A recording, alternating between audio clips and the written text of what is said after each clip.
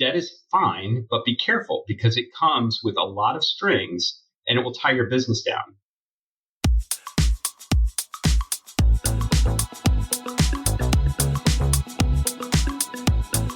Hey, it's the Profit Answer Man, Rocky Lalvani. If you're new to the podcast, check out my interview with Mike Michalowicz. It's episode number 2. If you want to hear about each chapter in the Profit First book, go back and listen to episodes 3 through 13. Episode 1 is the why and how. On the Profit Answer Man, we learn money mastery without all the complicated accounting mumbo-jumbo using a simple system. Your accountant is busy documenting your transactions and creating a rearview mirror of what happened. My guess is you don't even look at the reports they sent you. If you're like most business owners, you struggle with this. And it's not your fault. We aren't taught money in school, and accountants aren't taught how to be profitable. The Profit First system created by Mike Michalowicz works, and he certified me to help you implement the system in your business. Remember, the new equation is sales minus profit equals expenses. Let's face it, without cash flow, you can't pay your employees, buy needed materials, or pay your mortgage and support your family. I help you to do that and more, so you can focus on the parts of the business you love and receive the rewards for your labor and investment into your business. The stronger you are as a business owner, the more jobs you create, the better we are as a country. Small business owners are the backbone of America, and for that, you deserve to be well rewarded. Just remember, more revenue does not equal more profit. That's why we focus on the bottom line. Do you think that only small businesses struggle with cash flow and understanding their numbers? Nothing could be further from the truth. Most companies have this issue.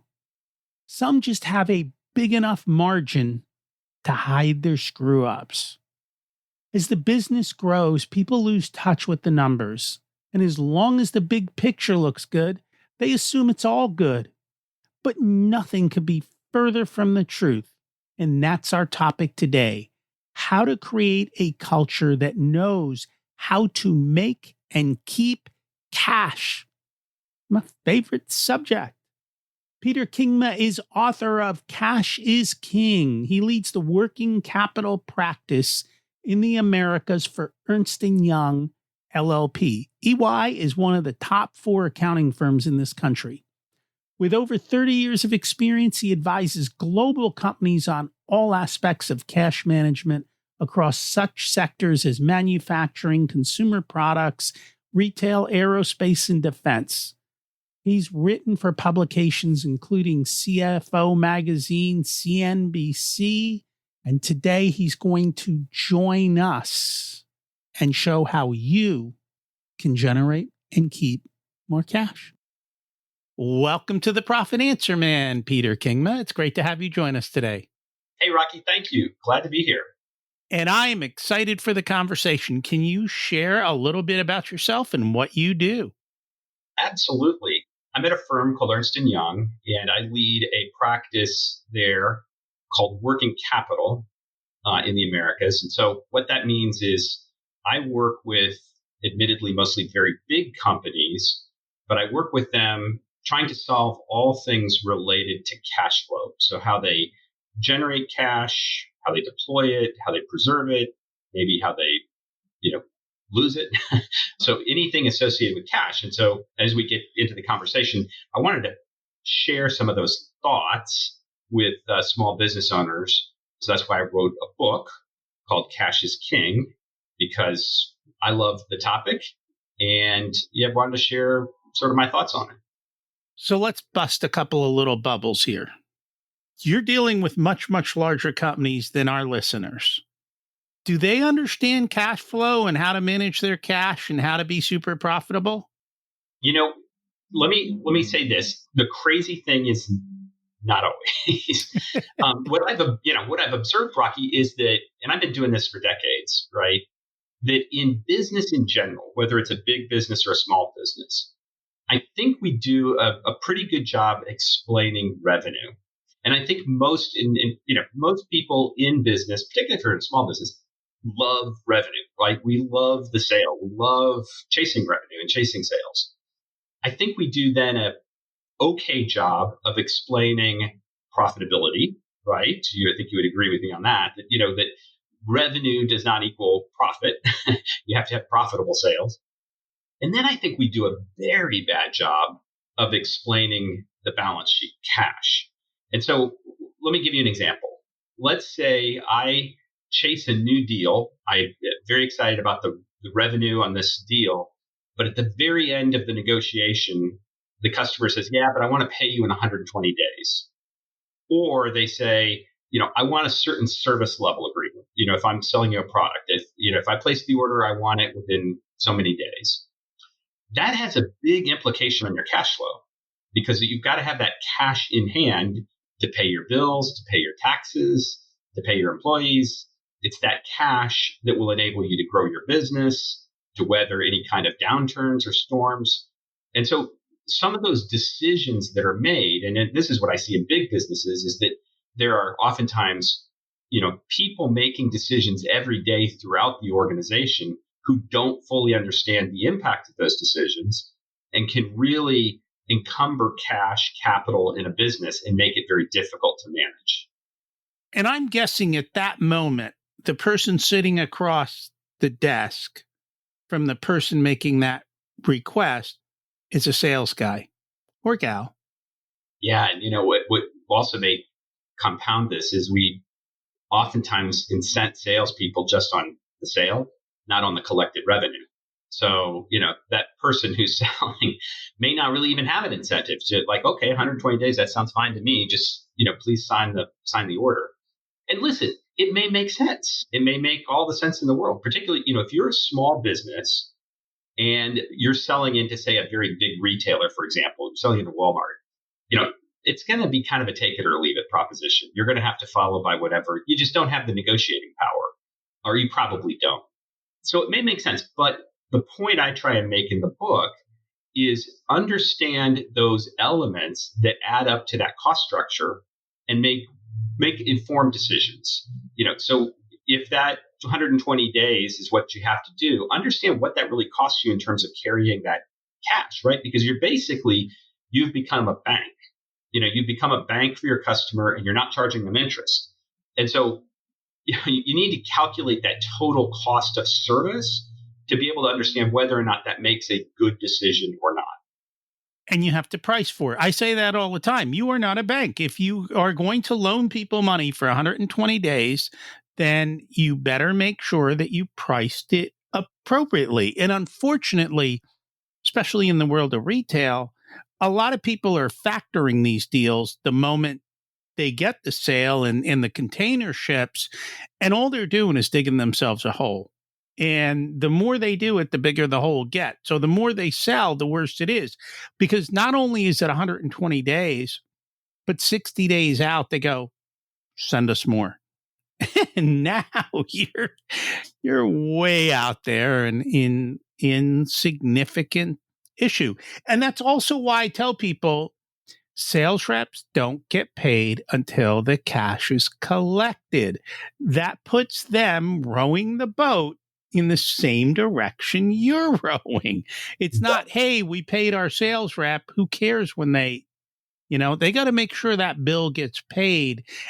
And sometimes they might be in that office and they know that it's a little iffy because looking around, they're like, something seems a little weird in here. But if I get the deal, I get paid, not, maybe this isn't the best thing for me to do. So you always got to worry about that. You talk about it in the book to build a business around a cash culture and not a profit and loss culture. Can you explain the difference? So let me clarify. It's not that I think it's one or the other, but it's having cash as the third leg of the stool. So we've got revenue, we've got profit and loss, and we've got cash. So you'll make decisions in a revenue culture. You'll make decisions about growing your business, expanding. You and I, before this interview started, we talked about, companies struggling with the idea, hey, I want to double in size, but, But actually, if I stayed the same and just focused on profit, I'd be better off. But a revenue culture is one that chases growth at all costs. A profit and loss culture, chases just the profitability. But you can be a profitable company and still go bankrupt. You can be profitable, but if you aren't getting paid and you have bills that come due, you'll have a liquidity crunch. So when I talk about a cash culture, I talk about that as being on par with decisions around growth, with decisions around profitability, and making those cash related decisions. Can I give you an example, Rocky? Yeah. That so let's say in procurement we have an opportunity to source something that's going to be half the price. It's going to be significantly lower in cost, an item, some component, but it comes from Asia and it comes with a much longer lead time and it comes with a minimum order quantity requirement. So maybe that's a good decision, but you're tying up more cash and capital. You're going to have to, with that longer lead time, means your forecasting is going to have to be a lot more accurate because you're going to have to place those orders much further out. And you may be sitting on a lot of inventory that hopefully sells, hopefully that you can get rid of. So a cash culture is one that takes all that into consideration and that calculates that true cost along with chasing revenue and profitability. And sometimes COVID happens and the cost of a container out of China goes from 4 or 5 grand to 30 something, and you're backed up twice as long, and your orders get backed up twice as long, and that causes a major wrench in your entire business operation. And it can actually lead to bankruptcy. I've experienced that with some businesses. I had to buy toilet paper from Mexico during COVID, and it was not good. It was very expensive. The one thing certain about business is that it's uncertain, right? So there will be, whether it's COVID or whether it's some other sort of event, there are always going to be, we call them shocks or, market conditions, downturns, whatever. Or maybe it's a positive. Maybe it's your competitor is sputtering and you have a chance to really go after their business and pick up more business. If you don't have the capital to go do that, if you don't have the cash to respond either to that negative situation where you have to pay more for transportation or take advantage of a competitor's failures, you're going to be left out in the cold. And you talked about things like factoring, for example. That's essentially a form of debt, right? So you're taking on debt. You're selling some of your profitability off. And some, I'm not opposed to debt. It's a tool. It's an instrument that you got to have as a business owner. But what I want folks to understand is that the cash you generate from your own business operations will be the absolute cheapest form of capital that you'll have access to. And the stuff that you have to do that is not why we go into business. I get it. But, like getting bills out the door on time, making sure they're accurate, if there's a purchase order reference that you got to get that out in there, all that stuff is back office stuff that no one loves to do.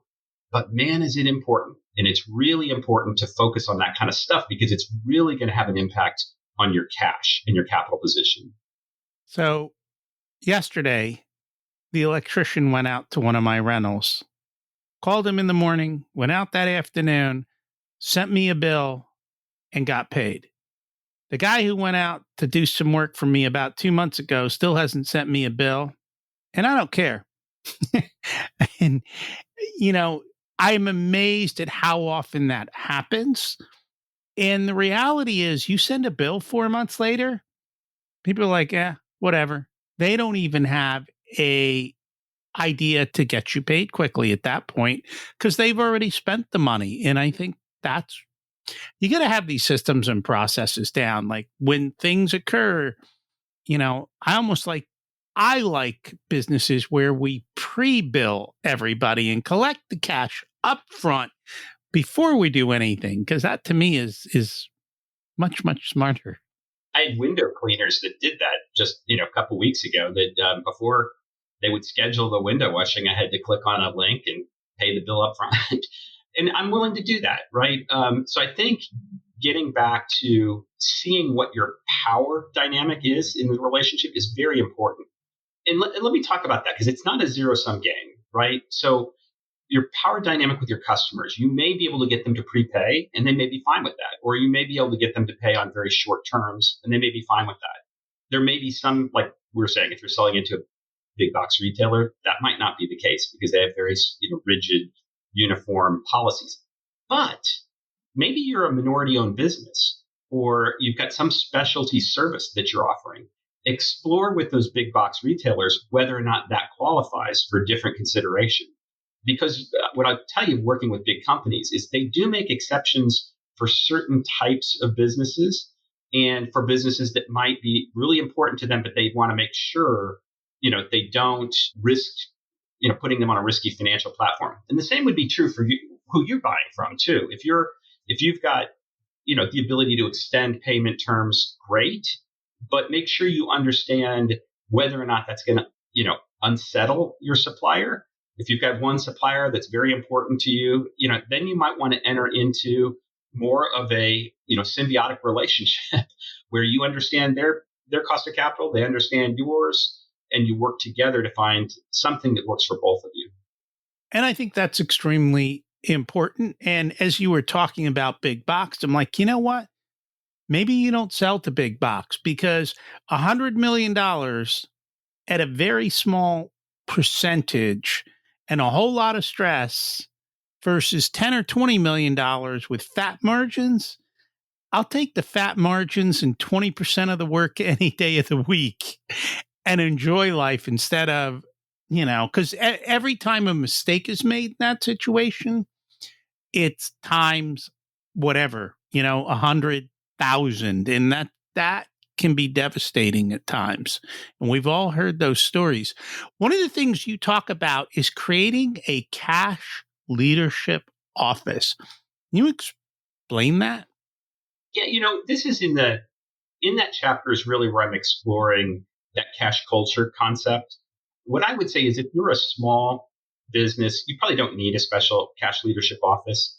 If you are a big business like the ones I deal with on a daily basis, you probably do because you probably have built your business around revenue and P&L, right? You've got armies of people that understand those decisions and you probably don't know who is making the decisions on a daily basis that are going to impact cash. And so you likely need some special, group organization to do that. And I kind of talk about what they should do and how they should, help set this up in a company. Now, I also say in that case, I believe that they should wind down, that ideally you bake all of those decisions into the normal operating process of the company. So if you're a small business owner in that chapter, I'd say don't get fixated on whether or not you need a special officer to do that, but look at the concepts that I'm talking about because those are the ones that you want to bake into your everyday thinking, like some of them that we're talking about. Understanding, for example, the total cost to serve a customer.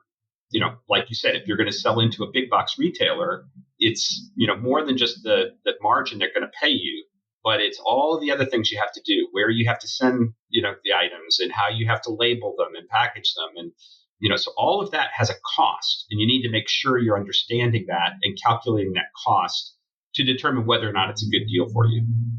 And the good news is we help our clients do this for them. And we show them the math. This is part of the math of the business. And we show them how to do this and how to restructure their contracts and how they bill and how they do these. I mean, one of the simplest things is in the trades, a lot of them take 30, 40, 50% up front, which is wonderful. A lot of people, though, leave the last payment, maybe 20%, maybe 10%. We advise all our clients, we want that last payment to be as small as possible and almost of a nuisance payment. So if you get into an issue with a client and they don't sign off on the last payment, you can sit down and go, you know what? This isn't worth my effort. I'm going to write it off and leave. And it gives you the power dynamic versus they owe you 25% or 50% of the job over a 25% of what's actually involved in the problem. And that puts you in a bad situation. So that's a lot of what we like to do. The other thing is making sure that your KPIs line up with cash. So your metrics have to match what these things that you're talking about. And that's kind of what you're talking about. You build your KPIs in alignment with cash. Otherwise, people have incentives to do things. And we talked about that with the sales rep that don't necessarily make sense. Yeah, and make sure if you're a business that maybe you've delegated some of those decisions, make sure that people really understand that and don't assume that they do. Back to what you were just talking about on milestone billing. Listen, this is what I do in my own business, right? Because in the world I'm in, I've got expensive talent that I have to charge out. And oftentimes in these engagements, I'll do it as a fee at risk, meaning that for the benefit that I achieve for these big companies, they'll pay me a percentage of that. So one of the things I've got to do when I'm structuring that is I've got to figure out when I'm cash flow positive, right? So if I'm expending a certain amount of effort, billable time, whatever it is, I want to make sure that those payments don't put me too far out, right? So to your point of, having that last payment maybe be a nuisance payment, it's really important to kind of think that way. So if you're in construction, you may be buying a bunch of material. You got to figure out when you can pass that through as a cost. You've got your time. So you've got to model that out. And I've got examples of how to do that in the book, but you've got to model that out so that you can structure it in a way where you're not sort of out on a limb. And there's a reason, sadly, there's a reason why construction has a reputation for being a rob Peter to pay Paul sort of industry, because a lot of times they don't do that. And so you're grabbing the money that somebody paid you here on one job to be able to fund another job, and you're just in this vicious cycle. And you got to somehow find a way to get out of that. The only way you can start to do that is if you start to calculate those costs, and if you give, like if you've got people making those estimates or bidding those jobs, that you make sure that they fully understand what that cost is, and that they can make those informed decisions, and that they're incented to do that as well. And what we do for our builders is we build the draw schedule so that every single draw has a little bit of profit, so that they are always equal to slightly plus throughout the entire project, and they don't get into that type of situation. One of the things we talked about a little bit earlier before we hit record was 20%. It's a Pareto principle, right? 20% of most clients produce 80% of the profit. And if you're smart enough to figure that out, 40% of your clients produce 96% of the profit, which means you could take 60% off, still have 96% of the profit, and work a lot less, which is what I love. Have you seen this too with large companies? I think so. I think, a lot of companies get into the problem of either, just chasing revenue. And where it really pops up is in inventory. And we call it stock keeping units or SKUs. And we call it, they'll introduce all kinds of additional SKUs, and it's very, very difficult for them to retire those. And so you'll hear these, really long conversations from the sales team or the marketing team of, well, I've got to have this additional feature or function or benefit, or this different type of packaging, or, this company wants, batteries packaged in 8 packs versus 12 packs. And I've got to have all, again, whether you're talking about inventory productivity or customer productivity, same principles apply. And that's where it's really important to sort of calculate those total costs and to be disciplined about retiring SKUs, or in the case of customers, to be disciplined about what you're willing to offer. So maybe, if it's a very profitable, good customer, then, the payment terms might be okay, certain contractual obligations or, service level agreements. I call and I want it there on Friday. That may make sense, but it might not make sense for the other ones. And so maybe there's a different level of service. You offer a premium white glove service for some customers, and other customers don't, where they have to pay a premium for it. I mean, we see that all the time, right? With furniture delivery, right? I had a sofa delivered. I could pay $50 to have it dropped off on the sidewalk out front, or I could pay $100 to have them go set it up and take, something away, take the cardboard boxes away. Now, I personally was willing to pay the $100, but that was fine. But they charged a premium, right? Because it wasn't, now maybe if I were buying 50 sofas, they would say, we'll deliver to you for free for 50 cents. So, but I think those kind of basic things that we see in our household economics that we see every day, we got to remember those when we put our business hats on and how we run our businesses as well. And I'm guessing for most small businesses, this isn't a big deal, but it's also the concept of when delivery is established. And what I mean by that is, hey, I put it on the truck to be delivered to you. I can bill you because it's now yours, versus I have to actually deliver it to your door, which might take 3 or 4 more days. And then I can bill you. All of these little things add up over time, and it speeds up or slows down your cash collections. Hey, Rocky, let me give you a great example of that. So we call that, the payment clock starting on purchases. So let's say you're buying, you're purchasing material, whatever, or services, doesn't really matter. One very, very easy thing to make sure you do is to insist that the payment clock starts when you receive the invoice, not the date that's on the invoice, right? Because there's all kinds of, not saying that they would manipulate and put a back date on an invoice, but they could. But it also gives sort of onus to your suppliers to ensure that they're accurate, that they get their invoices in on time. Because if let's say you've negotiated that you'll pay them in 45 days, you want the full benefit of that 45 days from a cash forecasting and planning process, right? So if they send you something and it was 15 days late, that's 30 days that you have to come up with the cash to pay them. You're not getting the full benefit of the negotiated terms. So you want to make sure you write into agreements, that's a very easy, very common thing. But I often see vast majority of agreements just say, payment on the invoice date and the date on, and the clock starts then. And that's a really bad idea. One of our clients just went through this, that somebody didn't bill them for months. And they finally got the bill and said, hey, I don't have the cash. Let's work out a deal. And so now, they didn't bill for 3, 4, 5 months. And now they're not going to see their money for 5. And they had to take a discount.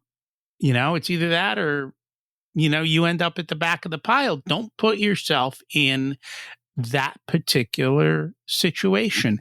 And that kind of leads into the next topic, which kind of encompasses that, though, which is the order to cash. Because I see this a lot. People think they get an order. Oh, we sold $100,000. Now we can spend money. No, you can't spend it till the check clears the bank. And that order to cash is really, really big. I'd love to hear what you've seen. Yeah, let me take you back in time to right out of college and living paycheck to paycheck. And, I get paid on the 1st of the month and the 15th of the month, and my rent is due on the 5th of the month. Let's say my employer said, Pete, I'll pay you 20% more, but I'm not going to tell you what day of the month. I'm just going to pay it to you whenever I decide. And let's say my landlord said, hey, I'll knock off your rent by 20%, but I'm going to knock on the door anytime I want and pick it up once a month, but I'm going to pick it up. In theory, I'm more profitable, right? Because in theory, I've got 20% more coming in from my employer and I've got less going out. So maybe it's a good position. But how I use that cash now suddenly is a lot more constrained, right? Because I don't know what day anything is due or when I'm going to get the cash coming in, to your point on the order to cash and receiving that. And so my ability then to pay my other bills is really going to be difficult because I know that I'm going to get kicked out on the street if I don't have the rent money when he comes to pay it. And I don't know when my employer is going to pay me. So now I'm really trying to juggle a lot of things. So in one hand, I'm more profitable, but I've got a much more precarious cash flow situation. So what we call this is, it's the concept that we call is the cash conversion cycle.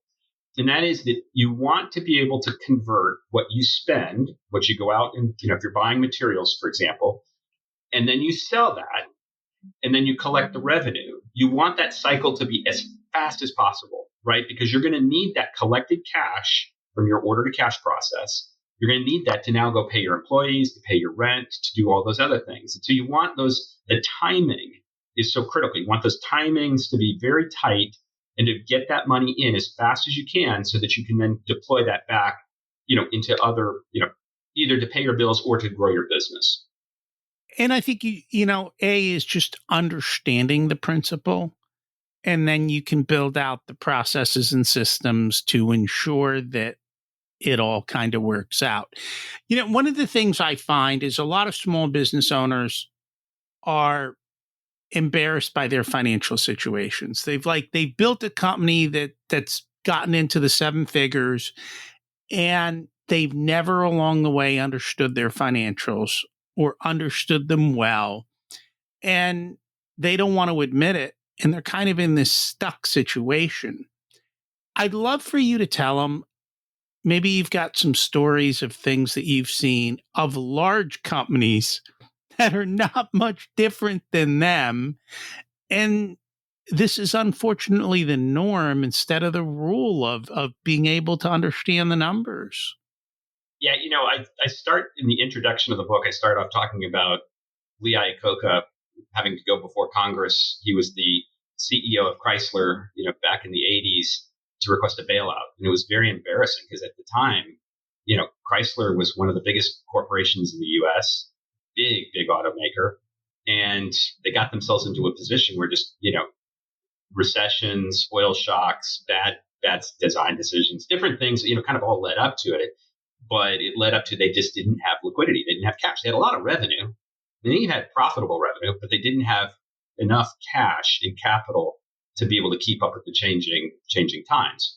And I think, listen, when we start off our careers, I think we're much more willing to admit what we don't know. And then we get further in and it's kind of more embarrassing. Like maybe I didn't fully understand some of those basic concepts that were talked about back in an accounting class or back in some. And so, how do I go learn that? And oh, by the way, I've got, full-time job. I'm trying to balance all kinds of other things. I'm trying to grow a business. I've got a family. And so sometimes we don't then reinvest in our own education to be able to understand those concepts. So it happens to big businesses. It happens to small. Rocky, what I'll tell you, just so that we don't have any misunderstanding here, I did not write a textbook. It is not full of graphs. There is no chart in there. I created a fictitious company where there's characters and they're trying to solve problems and hopefully there's some humor. I wrote that book specifically for the problem you're describing, is I wanted something that was very easy to understand, accessible, talking about the concepts that I think are really important, but in a way that, hey, you could sit down and read a chapter and it might be a little fun and amusing, but it will help you understand some of those basic concepts. And it very much is a storybook. It's very relatable, and it's not theory. It's, hey, here's the problem. Why are we in this problem? Well, here's how we got there.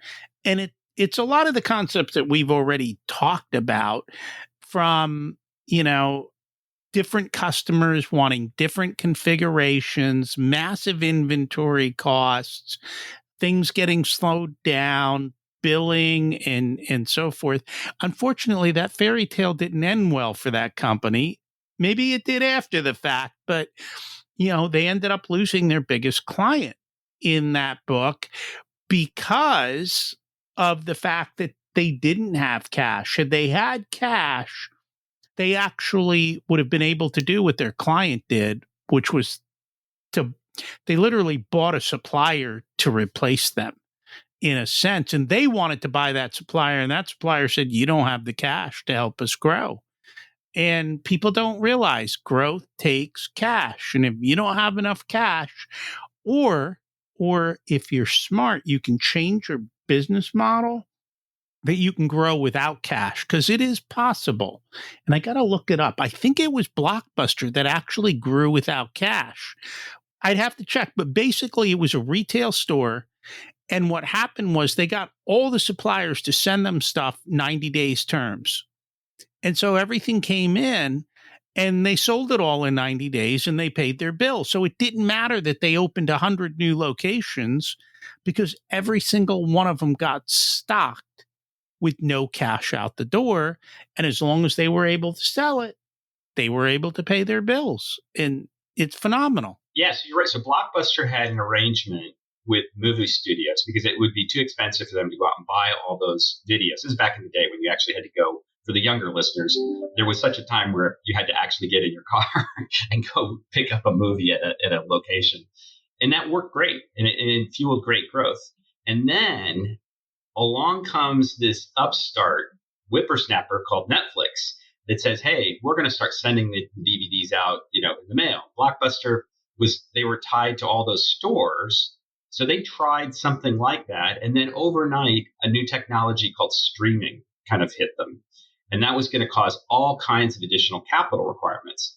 And the crazy thing, I even talk about this example in the book of Blockbuster and Netflix. There was a point where Netflix offered to sell themselves to Blockbuster. I can't remember the exact number, but it was a pretty low number. But Blockbuster thought they were overvalued. Today, Blockbuster is a distant memory because they didn't have the capital and the cash to be able to go and convert and change themselves. They were encumbered because they had all those retail stores they had leases on and obligations to. And Netflix was nimbler. And today, Netflix is a phenomenal success story. So it's not just having the access to cash, but it's having the ability to quickly respond to changing market dynamics. And this is where when people ask me about, where debt falls into this, I'd say, debt is fine, but be careful because it comes with a lot of strings and it will tie your business down. In the case of Blockbuster, it was a lot of expensive leases that they had and they couldn't get out of fast enough. So they had to try and squeeze that business model as long as they could. But so be very careful about how you use debt. When the pandemic occurred, debt was free, right? So a lot of people got lulled into thinking, okay, well, I'm just going to grow my business to respond to that by taking on debt. But then you get so leveraged that when you actually do need to go, for an emergency situation, in the case in the book, it was a plant burnt down. They didn't have access to it. They didn't have access to that emergency capital that you're going to need. So yeah, long way around of saying I love that example of the Blockbuster, but it's, again, critical concept of, I just will say it over and over again, the cash you generate in the business is the cheapest form of capital that you have access to. And I know a lot of people like to borrow money. And to me, well, first of all, we say we don't borrow money for daily operations. If we're going to borrow money for a capital improvement, we better know that there is a ton of margin in there to pay back that loan and be able to do that. Because otherwise, we can very much tie a noose around our neck, unfortunately. And many businesses go bankrupt. And one of the reasons why is excessive amounts of debt that it was all fine until it wasn't. Yeah, exactly. and then it creeps up on you. Is there anything else we should have talked about but didn't get a chance to? I think we talked about the forecasting a bit, but that's the other, this was a bit about the timing, cash forecasting. Now it gets more complicated the bigger your business is, but it's really important to understand that. So I talk about concepts of calculate things like your best possible days sales outstanding. So now it sounds like I am talking about textbook. I'm not really. But what that means is if you got all your customers to pay you contractually on time, what's obligated, what does that look like? What's that number? And then if you figure out what your actual collections are, that delta reflects failure rate, right? Failure rate on many fronts. It reflects, either something has gone wrong. Either you have deadbeat customers or you've done something wrong, but it's failure. And it also then really impacts your ability to forecast cash. Because again, it gets back to that.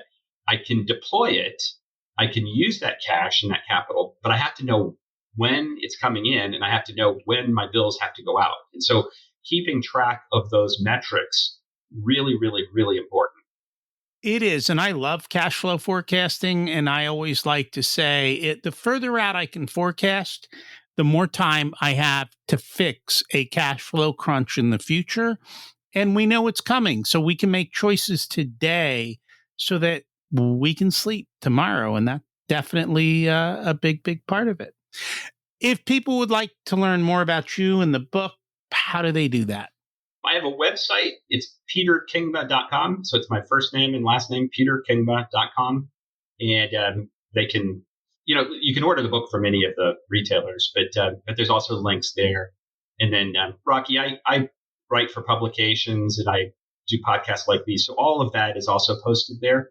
So if you're interested in, reading more about some of these topics, I've got, articles and other things, other content that's on the website.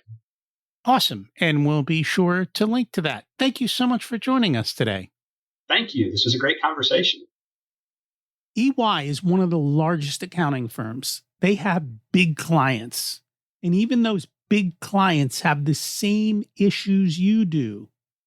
The cool part is your business is small enough that we can fix it quickly. The question is, do you want to?